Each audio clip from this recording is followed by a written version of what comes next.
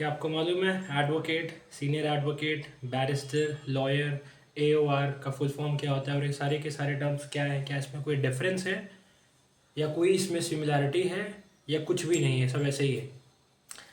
तो उस चीज़ को समझने के लिए आपको इस वीडियो को पूरा देखना होगा। और अगर ये वीडियो आप इंस्टाग्राम पे देख रहे हैं तो चैनल को फॉलो करना ना भूलें, और इसको अगर आप यूट्यूब पे देख रहे हैं तो चैनल को सब्सक्राइब और बेल आइकन को जरूर ज़रूर प्रेस करें। अगर ये वीडियो पसंद आता है तो आपके जितने भी नोन हैं, फ्रेंड्स हैं, इन सबको शेयर करिए ये वीडियो।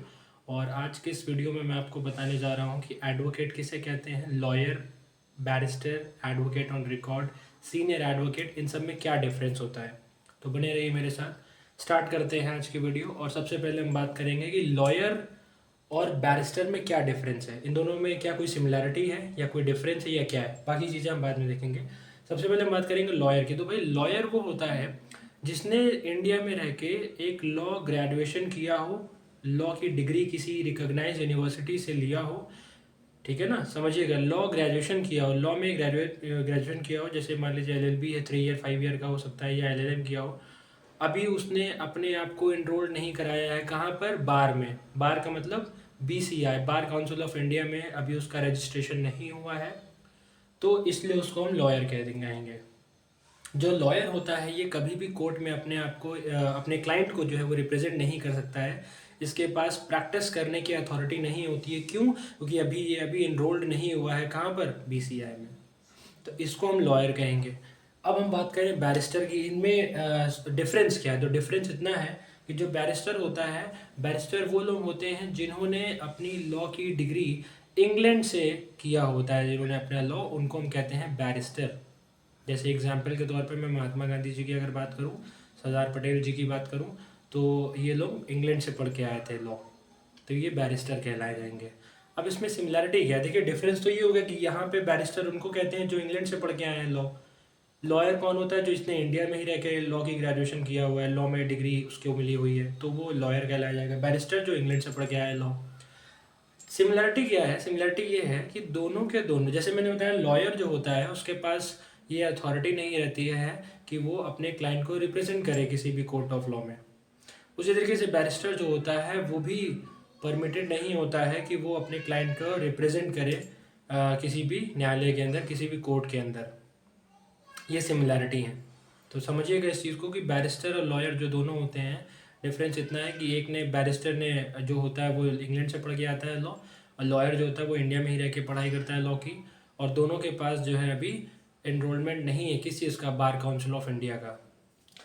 अब अगर हम बात करें एडवोकेट की, तो एडवोकेट कौन होता है? एडवोकेट का मतलब होता है जब लॉयर क्या करता है, अपने आप को बीसीआई में रजिस्टर्ड कराता है। अब कैसे रजिस्टर्ड होगा? ऐसे थोड़ा ना कि आप जाइए डायरेक्टली रजिस्ट्रेशन हो गया, नहीं। प्रोसीजर होता है, इसका एग्ज़ाम होता है बार काउंसिल ऑफ इंडिया का। इस एग्ज़ाम को जब आप क्वालिफाई करोगे, पास हो जाओगे आप, तो आपको यहाँ पर एडवोकेट बना दिया जाता है। फिर आप किसी भी कोर्ट में के ज्यूरिसडिक्शन में जाके आप प्रैक्टिस कर सकते हो, आपको प्रैक्टिस करने का लाइसेंस मिल जाता है, और अब तब अपने आप क्लाइंट को जो है रिप्रेजेंट कर सकते हो कोर्ट के अंदर। ध्यान रखिएगा, जब आप बीसीआई में रजिस्टर्ड हो जाएंगे, आपका एनरोलमेंट हो जाएगा, तो आप प्रैक्टिस कर सकते हो जाके। तो आप अभी क्या बन गए? एडवोकेट बन गए। लॉयर, देन आप प्रमोट होके एडवोकेट बन गए। आपने बीसीआई का एग्ज़ाम दिया, क्वालिफाई किया, क्वालिफाई होने के बाद अब आप प्रैक्टिस कर रहे हो एज अ लीगल प्रैक्टिशनर, ठीक है ना। अब अगर हम बात करें इसके ऊपर क्या है, एडवोकेट के बाद आता है सीनियर एडवोकेट, और एडवोकेट ऑन रिकॉर्ड पे हम बात करेंगे, तो वो एक अलग चीज़ है। सीनियर एडवोकेट जो है वो थोड़ा सा एक अलग होता है। ये जो उपाधि है, जो डेजिग्नेशन है, ये सीनियर एडवोकेट जो डेजिग्नेशन है ये उन्हीं को मिलता है जिनके पास एक्सपीरियंस होता है। और ये कहाँ से इनको मिलता है, कौन ऑथराइज करता है? तो सुप्रीम कोर्ट ऑफ इंडिया यानी कि अपेक्स कोर्ट या फिर हाई कोर्ट जो है किसी भी सीनियर एडवोकेट किसी भी एडवोकेट को as a senior advocate appoint करती है। किस बेसिस पे? उसके पास स्पेशल नॉलेज होगी या एक्सपीरियंस होगा। At least more than 10 years of experience जो है वो रिक्वायर्ड होता है। 20 ईयर्स का आपके पास अगर एक्सपीरियंस है एज एन एडवोकेट, तो वो आप सीनियर एडवोकेट बन सकते हो। उसके साथ में 45 ईयर्स अराउंड आपकी एज होनी चाहिए, और आपके फेवर में या अगेंस्ट में कितने जजमेंट्स आए हैं इसको भी देखा जाता है, इसको भी जज किया जाता है, चेक किया जाता है। उसी के बेसिस पे आपको सीनियर एडवोकेट बनाया जाता है। ठीक है। अच्छा, दूसरी चीज़, सीनियर एडवोकेट और नॉर्मल एडवोकेट्स में क्या डिफरेंस होता है, इनका जो कोट होता है, जो गाउन होता है, वो भी डिफरेंट होता है। इनका जो गाउन होता है वहाँ शोल्डर फ्लैप्स पे फ्लैप होता है, शोल्डर पे इनके फ्लैप होगा जो गाउन होता है। मैं कोशिश करूँगा फ़ोटो डाल दूँ उसकी, तो आप ऐसे देख के जज कर सकते हैं कि हाँ ये जो है वो सीनियर एडवोकेट है।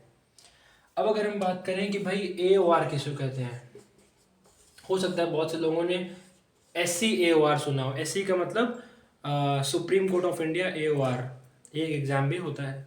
AOR का फुल फॉर्म होता है एडवोकेट ऑन रिकॉर्ड। देखिए, जैसे मैंने बताया कि हर एक कोर्ट का अपना अलग अलग जुरिसडिक्शन होता है, उनके कुछ रूल्स होते हैं, खुद के फंक्शंस होते हैं, प्रोसीजर होते हैं। उसी तरीके से एपेक्स कोर्ट का भी अपने आप में एक फंक्शन है, एक उनका एक प्रोसीजर है सुप्रीम कोर्ट का, वो प्रोसीजर फॉलो करना रहता है सभी को।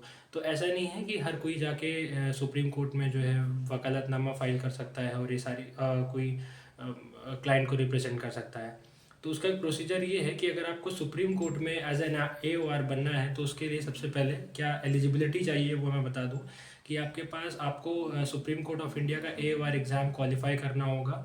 और कैसे क्वालिफाई करेंगे, आपको जब उसमें भी रिक्वायरमेंट चाहिए होती है वो ये कि आपके पास 5 ईयर्स का एक्सपीरियंस हो। 4 ईयर्स का एक्सपीरियंस जो चाहिए है वो आपने एज अ सुप्रीम कोर्ट में प्रैक्टिस किया हो। और 1 साल का जो एक्सपीरियंस चाहिए, 4+5 है, ध्यान रखिएगा।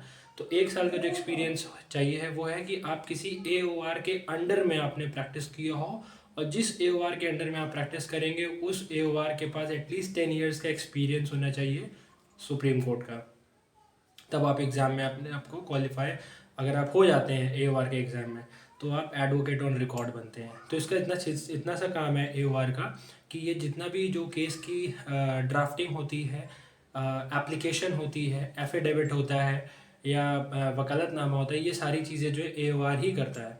कोर्ट में आर्ग्यू कोई भी कर सकता है, मैं फिर से बोल रहा हूँ, सुप्रीम कोर्ट में आर्ग्यू कोई भी कर सकता है, चाहे वो AOR हो चाहे ना हो।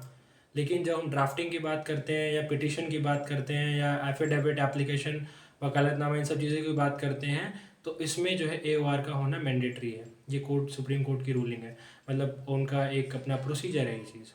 तो अगर हम डिफरेंस की बात करें तो इन सब में ये सारा डिफरेंस है। तो क्विक रिकैप करते हैं। लॉयर का मतलब क्या होता है? लॉयर का मतलब होता है वो इंसान जिसने लॉ ग्रेजुएशन किया हो, लॉ की पढ़ाई किया हो इंडिया में रह के किसी भी यूनिवर्सिटी या किसी कॉलेज से, जो एक रिकॉग्नाइज्ड है, ठीक है ना।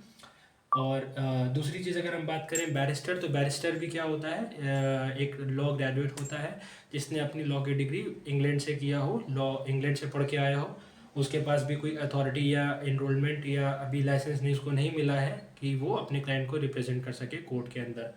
लॉयर और बैरिस्टर में डिफरेंस और ये सिमिलरिटी हो गई। एडवोकेट कौन होता है? जब आप लॉयर हो, आपने BCI के एग्ज़ाम को क्लैरिफाई कर लिया, क्वालिफाई कर लिया, और BCI के एग्ज़ाम को पास करने के बाद आपको एक इनरोलमेंट मिल गया, आपको एक लाइसेंस मिल गया कि अभी आप प्रैक्टिस कर सकते हो कोर्ट के अंदर, ठीक है ना। चाहे वो लोअर कोर्ट हो या फिर जो है वो हाई कोर्ट हो, किसी एक सीनियर एडवोकेट के अंडर में। Senior advocate in the sense कि जो एक आपके सीनियर हो। उसके साथ में अगर हम सीनियर एडवोकेट की बात करें तो सीनियर एडवोकेट के बारे में मैंने बताया कि सीनियर एडवोकेट्स वही एडवोकेट्स होते हैं जिनको सुप्रीम कोर्ट या हाई कोर्ट अपॉइंट करता है on the basis of special knowledge, and the person must be have at least more than 10 years of experience, ठीक है। और उनका केसेस भी देखा जाता है कि कितने जजमेंट्स, कितने वर्डिक्ट्स उनके फेवर में, कितने वर्डिक्ट्स उनके अगेंस्ट में आए हैं। तो स्पेशल नॉलेज अगर है, आपके पास एक्सपीरियंस है, ये एज है मोर देन 40, तो आपको जो है एज एन सीनियर एडवोकेट बनाया जा सकता है। उनका अपीयरेंस भी अलग होता है, उनकी फ़ीस भी ज़्यादा होती है। मैं बता दूं आपको, फ़ी भी उनका जो है वो बहुत ज़्यादा हो जाता है जो सीनियर एडवोकेट्स होते हैं।